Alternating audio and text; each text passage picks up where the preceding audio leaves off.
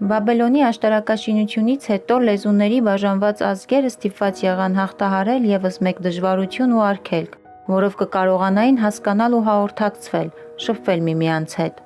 Դա թարգմանությունն էր, թարգմանական ու թարգմանչական արվեստը։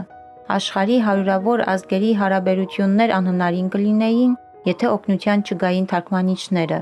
Դեռևս անտիկ ժամանակներից պետությունների միջև երկխոսությունը ծավալվել է նախ եւ առաջ թարգմանիչների միջոցով, որոնք տիրապետում էին երկու եւ ավելի լեզուների եւ խոսք էին տանում բերում իբրև սուրհանդակ կամ պատգամաբեր։ Թարգմանությունը նաեւ մշակույթ է, որն աշխարհին համաքայլ է դարձյալ շատ հին ժամանակներից։ Բնօրինակից որևէ գրական երգ թարգմանելով եւ փոխադրելով, թարգմանիչն այն մատչելի է դարձնում իր լեզվով խոսողներին, դրանով թարգմանվածն ու փոխադրվածը հաղորդակցման միջոց դարձնելով երկու տարբեր լեզուների եւ մշակույթների կրողներին։ Հայ թարգմանական արվեստը գրավոր մակարդակում ձևավորվել է 5-րդ դարից սկսած, երբ թարգմանվել է թարգմանությունների թագուհին՝ Աստվածաշունչը։ Հայ թարգմանական գրականությունն այդուհետ կարևոր դերակատարում է ունեցել գիտության եւ մշակույթի տարբեր ոլորտների կայացման ու զարգացման գործում։ Գեղարվեստական գրականության ոլորտում թարգմանական արվեստի կատարյալ նմուշներից են Հովհաննես Թումանյանի թարգմանությունները։ Թումանյանի ժառանգության մեջ, գրական ժառանգության մեջ թարգմանությունը շատ մեծ տեղ էր գրավում։ Երկյանքի ամբողջ ստեղծագործական տարիներին նա զբաղվում էր թարգմանություններով։ Նա սկսեց թարգմանել 80-ական թվականներից, իսկ վերջին թարգմանությունը թվագրված է 1922 թվականով։ Մենք գիտենք, որ նա 23 թվականի մարտին արդեն մահացել է, այսինքն մինչև կյանքի վերջին տարին նա թարգմանում էր։ Թարգմանում էր ռուսերենից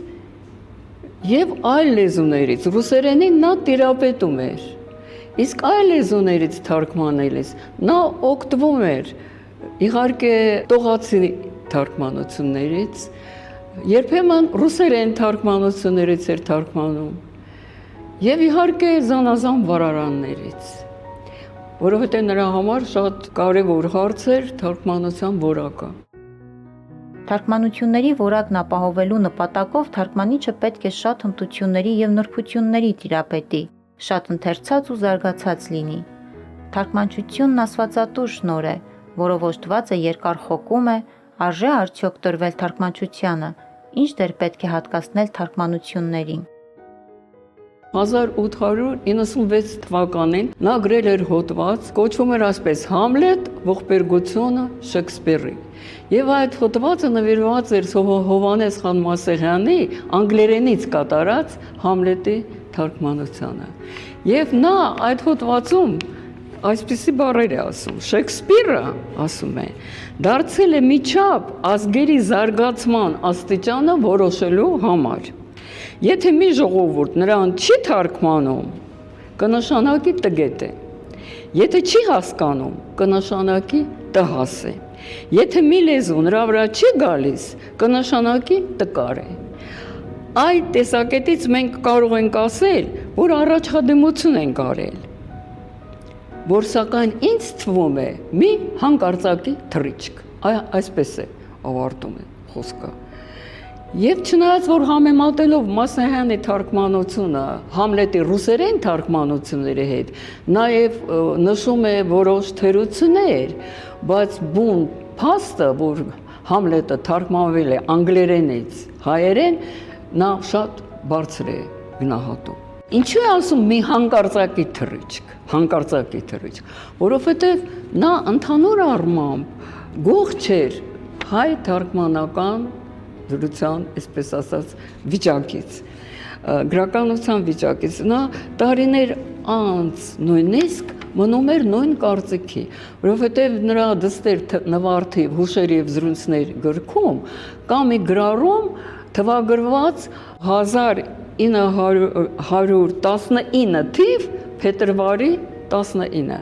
իսկ Համլետի մասին հոդվածը գրվել էր 1896 թվականին, այսինքն 23 տարի հետո նա էլի գող չէր հայ թարգմանական գրականության վիճակից։ Եվ նվարդի գրառումը այսպեսին է։ Ինչ է ասում Թումանյանը։ Մեր թարգմանական գրականությունը շատ է աղքատ։ Ոչինչ չունենք։ Այդ կողմից ռուսաց գրականությունը շատ է հարուստ։ Նա թարգմանել է եվրոպական գրականությունը, ծով է ստեղծել, եւ այդ ծովի մեջ լողանում է ու մեծանում։ Եվ նա համոզված էր, որ պետք է հարստացնել ազգային գրականությունը թարգմանություններով։ Իր ավանդը այս ասպարեզում անգնահատելի է։ Իհարկե, մեկ հաղորդման ընթացքում դժվար է հավաքել Թումանյանի թարգմանական արվեստի պատկերը, բայց նաև կարելի է բացել նրա թարգմանությունների որոշ շերտեր, որոնք շատ խոսուն են, հյութեղ եւ վկայող։ Հայտնի է, որ միայն որակյալ թարգմանությունը կարող է եւ ի վերջո փոխարինում է բնագրին։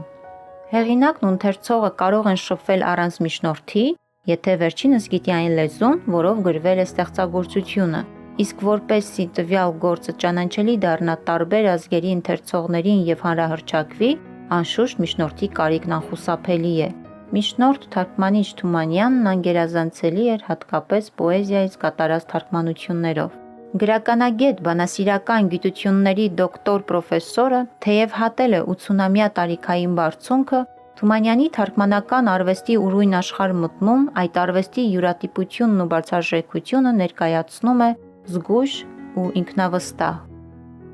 Էդվարդ Ջրբաշյանը, որ անվանի գրականագետ էր եւ շատ մեծ ավանդ էր թողել Թումանյանագիտության մեջ, նա իր ծանոթագրություններում գրեց, որ Թումանյանը պոեզիայից, ժողովուրդների, տարբեր ժողովուրդների պոեզիայից թարգմանել է շուրջ 80 ստեղծագործություն, որոնց մեջ կան տարբեր ժանրերի ստեղծագործություններ, բանաստեղծություններ, մանկական ոտանավորներ, պոեմներ, ժողովրդական վիպերգության նմուշներ, բալադներ եւ այլն եւ այլն։ Եվ ինչպես մենք տեսնում ենք, այստեղ տարբեր ժանրեր է նա թվարկում եւ հարց է ծագում, ինչ սկզբունքներով էր ղեկավարվում Թումանյանը եւ ինչ խնդիրներ էր դնում իր առջեւ։ Ես ուզում եմ մեջբերեմ նրա խոսքերը կապված Վալերի Բրուսովի 16 թվականին լույս տեսած ռուսերեն անթոլոգիան «Պոեզիա Արմենիայի»։ Նա ունի խոսք ուղղված Բրուսովին, ինչը ասում է այստեղ թարգմանությունների մասին։ Չէ՞ որ բանաստեղծության թարգմանությունը այն էլ առանձին համ ու հոտ շունչ ու ոչ ունեցող բանաստեղծության թարգմանությունը շատ է դժվար ու հազվագյուտ բան։ Բանաստեղծության նույնիսկ լավ թարգմանության համար ասված է, թե նա մի վարդ է, որ ապակու տակ է դրված։ Այսինքն թե ձևը կտեսնես, բայց բուրմունքը չես զգալ։ Ինչքան շնորհք է հարկավոր, որ ոչ միայն հարազատ ձևը ցույց տալ, այլ ինքնուրույն բուրմունքը հաղորդի, եւ շնորհքի հետ ինչքան սեր։ Այս վերջին բառերը, այս խոսքերը ընդհանրապես ոնց որ մի բանալի լինեն, որով բացվում է Թումանյանի թարգմանական գրականության դուռը։ Տեսեք, ինչպես է նա ավարտում, ինչքան շնորհք է հարկավոր եւ ինչքան սեր, ինչքան սեր։ Նա թարգմանում էր միայն այն ստեղծագործությունները, որը հավանել է, որոնք սիրել է։ Բերեմ մի փաստ, երբ նրան Կովկասի հայոց հրատարակչության ընկերությունից պատվիրեցին թարգմանել Գրիմ եղբայրների 200 հեքիաթ, նա ասաց. ես ամբողջը չեմ թարգմանի, կթարգմանեմ միայն այն հեքիաթները, որ ես հավանում եմ կամ կարևոր եմ համարում, ու ռուսերենից թարգմանեց ընդամենը 9 հեքիաթ, 200 հեքիաթներից։ Իսկ շնորհքը, ինչպես ասում են, ինչքան շնորհք եւ ինչքան սեր, շնորհքը նա արդեն իր տաղանդը լիովին նվիրում էր այն օտարալեզու գրական նմուշներին, որոնք հավանել է, որոնք մտել են իր հոգու եւ սրտի մեջ։ Եվ փաստորեն նա նվիրեց այդ օտարալեզու երկերին հայկական կյանք։ Գրականագետը հիշեցնում է, որ Թումանյանի ապրած տարիներին գոյություն չունեին ինչ-որ տեսական նյութեր գեղարվեստական թարգմանության մասին։ Թարգմանության տեսությունը որպես գիտություն ձևավորվել սկսեց անցյալ դարի 60-ական թվականներից, եւ Թումանյանն արդեն զգալի ավանդ էր թողել թարգմանության ոլորտում։ Այդ տարիներին գիտականորեն տարանջատվեցին տարբեր ձևեր՝ բառացի, ազատ, գեղարվեստորեն ադեկվատ թարգմանություն եւ այլն։ Թումանյանը չէր կարող ղեկավարվել ինչ-որ տեսական դրույթներից, նա ղեկավարվում էր միայն իր ինտուիցիայից, իր գեղարվեստական ինտուիցիայից եւ համոզված էր, որ անպայման հարկավոր է հարստացնել ազգային գրականությունը թարգմանություններով։ Ուզում էր, որ թարգմանությունը հնչի բնական, որ ընթերցողը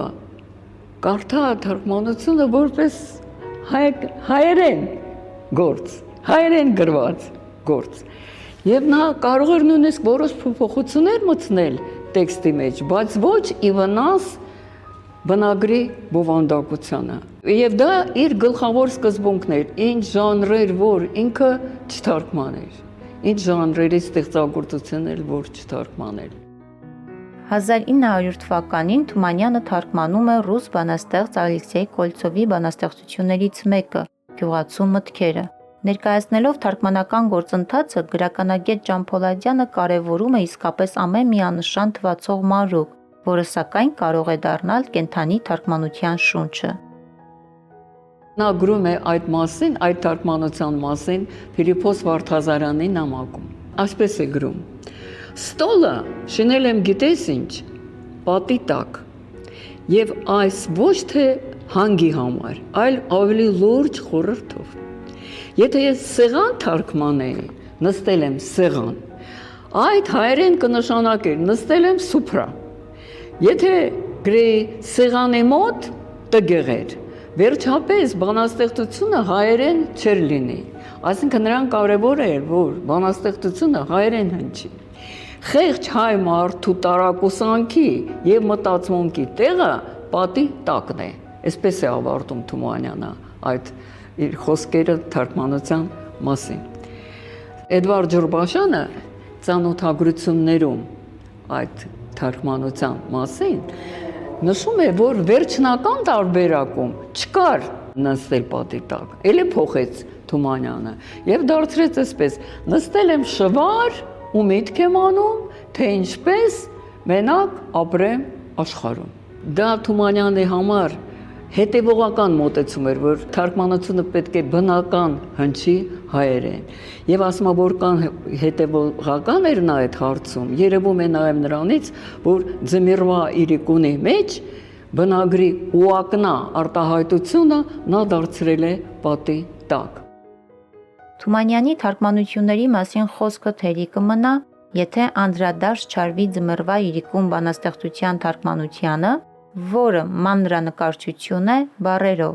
դա թարգմանական կտավ է հուժկու վրձնահարվածներով։ Ձմեռվա իրիկունը թարգմանության գագաթնակետ է, դասական օրինակ։ Ինչպես Սուրբ Գիրքն է կոչվել թարգմանությունների թագուհի, այնպես էլ Ձմեռվա իրիկունը գեղարվեստական գրականության թարգմանության թագուհիներից է։ Այս թարգմանությամբ թերևս փաստենք, որ Թումանյանը շարունակել եւ զարգացրել է մաշտոցյան թարգմանական արվեստի կայուն ավանդույթը։ Ես հիշեցնեմ Պուշկինի «Зимний вечер» բանաստեղծության տողերը. «Наша ветхая лачушка и печальна, и темна, что же ты, моя старушка, приумолкла у окна? Или бурей завыванием ты, мой друг, утомлена, или дремлешь под жужжанием своего веретена». Թումանյանի թարգմանությունը մեր խրճիթը աղքատ ուհին եւ մթին է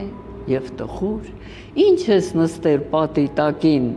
իմ պարավս այսպես լուր, հոգնել ես դու փոթորիկի ոռնոցներից խելագար, թե նիրհում ես քո իլիկի բզոցի տակ միալար։ Իդեպ նշեմ, որ Պուշկինի երկերից Ձմեռվա իրիկունը Թումանյանի ամենասիրելի երկն էր։ Բայց երբ ռուս գրող Կարալենկոն նրան հարցրեց Պուշկինի գրվածքներից ամենաշատ որն է հավանում, Թումանյանը պատասխանեց այսպես. երևի դուք կմտածեք, որ ես կասեմ Եվգենի Օնեգին կամ ինչ-որ պոեմ, ինձ ամենից շատ դուր է գալիս Ձմեռվա իրիկունը, այստեղ ամբողջ Ռուսաստանը կա։ Ինչպես հիշում է Աշխենը, դուստրը Թումանյանի, նրա մի վարքյան լուր էին երկուսով։ Իսկ հետո Կարալենկոն ձեռնափայտը խփեց գետնին եւ ասաց. «Ազնայցե, вы правы, գիտեք, դուք իրավացի եք»։ Տեսնում եք, նա զգաց այստեղ ամբողջ Ռուսաստանը, իսկ դա արդեն հանճարեղ ընկալում էր։ Եվ դա արդեն առանձին նյութի առարկա է դառնում, ոնց նա զգաց այդ մի քանի տողի մեջ ամբողջ Ռուսաստանը, որովհետև կա այստեղ եւ «Выпьем добрая старушка, бедная юности моей», այսինքն այդ ռուս ժողովրդի սովորությունը ամեն ինչը եւ ուրախությունը եւ դարդը խմելով, այսպես ասած, անպայման նշել եւ բնությունը եւ հեքիաթների ինչ որ տարերը, որովհետեւ նա ասում է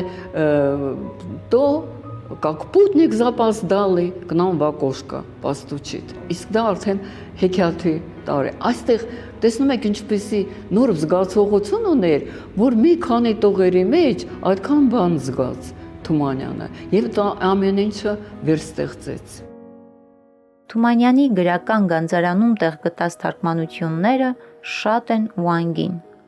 Էդվարդ Ջրբաշյանի խոսքի համաձայն, որը հիշեց օրվա մեր բանախոսը, դրանք 80-ն են։ Իսկ իր գիտական գործունեության մի ստվար մասը Թումանյանի թարգմանություններին նվիրած գրականագետը համոզման է եկել, որ Թումանյանի թարգմանություններն ապակու տակ դրված վարդեր չեն, դրանք կենդանի եւ անմահ վարդեր են, որոնք երբեք չեն կորցնի իրենց համն ու հոտը, իրենց անկրկնելի բուրմունքը։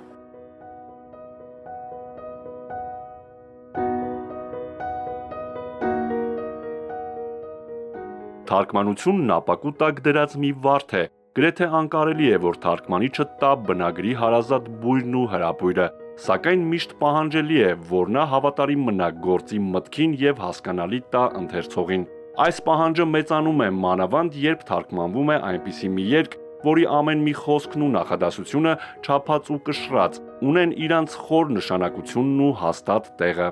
Հովհաննես Թումանյան